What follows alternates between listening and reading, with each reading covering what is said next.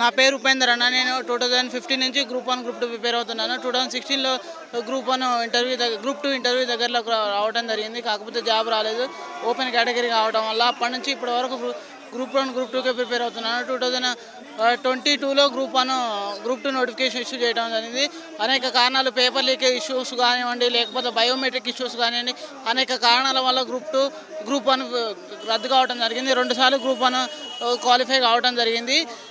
మూడవసారి నిర్వహించిన కాంగ్రెస్ పార్టీ అధికారంలోకి వస్తే మేము 2000 గ్రూప్ 2 నోటిఫికేషన్ ఇస్తామని ప్రకటించడం జరిగింది. కానీ గ్రూప్ 3 3000 ఇస్తామని ఆ రోజు రేవంత్ రెడ్డి ప్రెస్ క్లబ్ సాక్షిగా మాట్లాడటం జరిగింది. ఈరోజు అధికారంలోకి వచ్చినాక గ్రూప్ 2 విషయం గురించి ఏమైనా మాట్లాడలేదు. ఏమనంటే మేము జాబ్ క్యాలెండర్ ఇచ్చుకుంటాం అని మాట్లాడుతున్నారు. ఆ రోజు ఎందుకు విద్యార్థులను రెచ్చగొట్టి ఓట్లు వేయించుకున్నారు? ఈరోజు ఎందుకు మాట్లాడలేదు రేవంత్ రెడ్డి గారు? ఇదే రియాజ్ గారు రెచ్చగొట్టి బస్సు యాత్ర చేయించుకున్నారు. బస్సు యాత్ర చేయించి ఈరోజు పదవి పొందాక నిరుద్యోగుల గురించి ఎందుకు పట్టించుకోవట్లేదు? ఆయనకు తెలియదు. జూలైలో ఎండింగ్ దాకా డిఎస్సి ఎగ్జామ్ ఉంది. ఆగస్టు 5-6 తారీఖు గ్రూప్ 2 ఎగ్జామ్ ఉంది. డిఎస్సి రాసిన వాళ్ళు గ్రూప్ 2 ఎగ్జామ్ ఎట్లా ప్రిపేర్ కావాలి?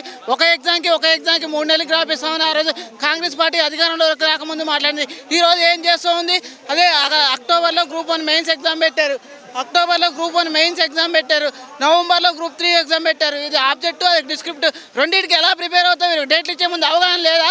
ఆ రోజు టీఆర్ఎస్ పార్టీ అధికారంలో ఉన్నప్పుడు వీళ్ళు ఎలా మాట్లాడారు? ఓవర్లాపింగ్ అవుతున్నాయని కదా ఆ రోజు పెద్ద ఎత్తున టీఎస్పీఎస్సీ ముట్టడించింది. ఈరోజు వీళ్ళకి తెలియదా డేట్లు ఓవర్లాప్ అవుతున్నాయని? అన్ని డేట్లు ఒక్కసారి ఎందుకు ఇవ్వాలి? ఇంత ఆదరాబాద్ ఎగ్జామ్ పెట్టాల్సిన ఎవడు అడిగారు? మీకు తెలియదా? ఇంకా 5 ఏళ్ళ అధికారంలో ఉంది. ఇంత తొందరగా ఒక ఎగ్జామ్కి గ్యాప్ ఇవ్వకుండా ఎగ్జామ్స్ ఎలా నిర్వహిస్తారు? వీళ్ళకి తెలియదా? ఆ మాత్రం అవగాహన లేదా? 14 సంవత్సరాల తర్వాత గ్రూప్ 1 నోటిఫికేషన్ వచ్చింది. ఈరోజు గ్రూప్ 1 నోటిఫికేషన్ ఇచ్చినాక ఆదరాబాదరగా 2 నెలల్లో మెయిన్స్ ఎలా నిర్వహిస్తారు? 2 సార్లు ఎగ్జామ్ క్యాన్సిల్ అయింది. పిల్లలు డిప్రెషన్లో ఉండి చదవలేకపోతే ఇప్పుడు 1:100 అడుగుతున్నారు. మీరు ఆ రోజే కదా బట్టి విక్రమార్క గారు అసెంబ్లీలో మాట్లాడారు 1:100 ఇస్తామని. ఈరోజు ఎందుకు మెదలలేదు? ఏమనంటే లీగల్ ఇష్యూస్ వస్తాయంటే ఆ రోజు లీగల్ ఇష్యూస్ రావని మీకు తెలియదా? వస్తాయని మీకు తెలియదా? ఈరోజు అధికారంలో రాకముందు ఒక మాట, అధికారంలోకి వచ్చాక ఒక మాట ఎలా మాట్లాడతారు? మీరు అవగాహన లేని మాటలు మాట్లాడుతూ ఉన్నారు.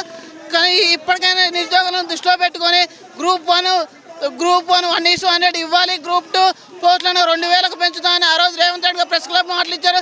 కేటీఆర్ గారు 2000 పెంచుతామంటే మీరు 2000 భారతాన్ని ఆక్షన్ పెట్టినట్టు మాట్లాడారు, వేలం పాట పెట్టినట్టు మాట్లాడారు. ఈరోజు ఎందుకు పెంచారు?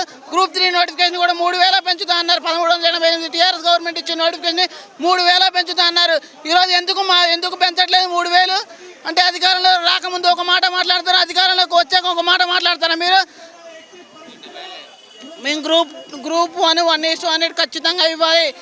గ్రూప్ 2 పోస్టులను 783 నుంచి 2000 పెంచుతామని ఆ రోజు రేవంత్ రెడ్డి గారు మాట్లాడారు. కేటీఆర్ గారు కూడా అదే మాట్లాడారు. 2000 వేకెన్సీస్ ఉన్నాయని కొంతమంది నిరుద్యోగులు తీసుకెళ్ళి మేము అధికారంలో రాగానే 2000 గ్రూప్ 2 ఇస్తామని మాట్లాడారు.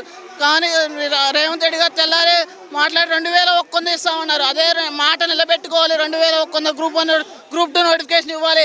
గ్రూప్ 3 కూడా 3000 నోటిఫికేషన్ ఇవ్వాలని మేము ప్రభుత్వాన్ని డిమాండ్ చేస్తున్నాం. అంతేకాకుండా మెగా డిఎస్సి 20,000 ఇస్తామని వాళ్ళ మేనిఫెస్టోలో పెట్టారు. 34 పేజీల మేనిఫెస్టోలో స్పష్టంగా పేర్కొన్నారు.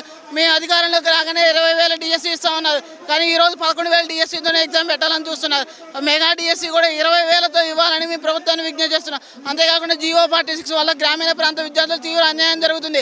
ఆ GO 46 కూడా రద్దు చేయాలని మేము ప్రభుత్వాన్ని విజ్ఞప్తి చేస్తున్నాం.